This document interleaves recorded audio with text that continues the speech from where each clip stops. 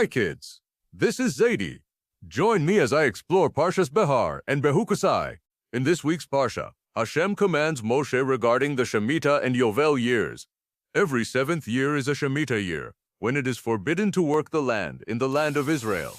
After 7 sets of 7 years, a Yovel year is proclaimed.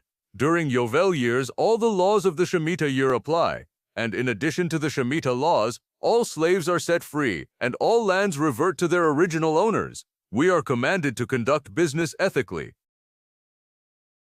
We must not verbally harass or intentionally mislead our fellow Yidden. Hashem tells us not to worry about what foods will be available in the 7th year. Hashem reassures us that He will bless the 6th year's harvest, and it will produce enough to provide for 3 years.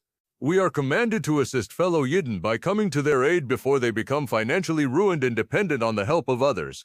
We are also forbidden from charging interest on a loan to a fellow Jew.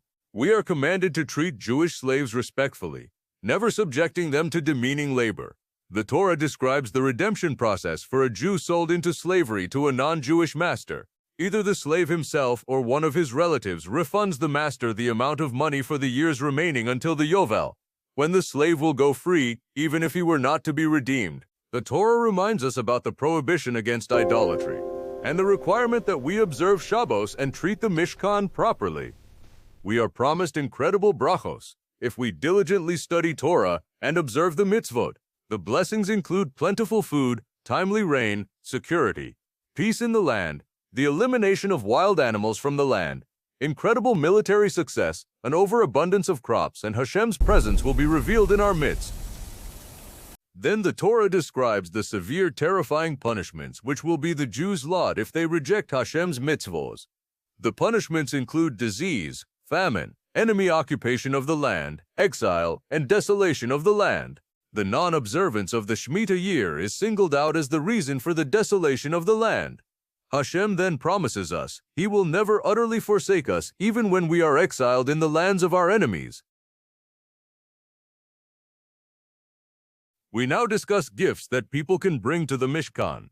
A person can pledge the worth of an individual, in which case the Torah prescribes how much the person must pay depending on the gender and age of the individual. An animal which is pledged to the Mishkan must be offered on the Mizbeach if it is fit for sacrifice. Otherwise, it must be redeemed for its value.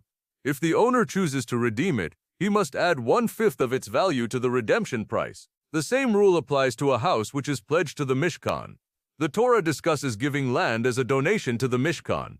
Land which was purchased and then made kadosh by the buyer can also be redeemed, but it reverts to its original owner when Yovel arrives. All firstborn livestock are sacrificed in the Mishkan. A person also has the option of dedicating and making kadosh any of his belongings, specifically for the use of the Kohanim. Mazer Sheni must be consumed by its owners in Yerushalayim. Finally, the Torah discusses mazer of an animal. Every 10th animal is offered as a sacrifice, and the meat consumed by its owners. That's all for now, kids. Have a nice shabbos.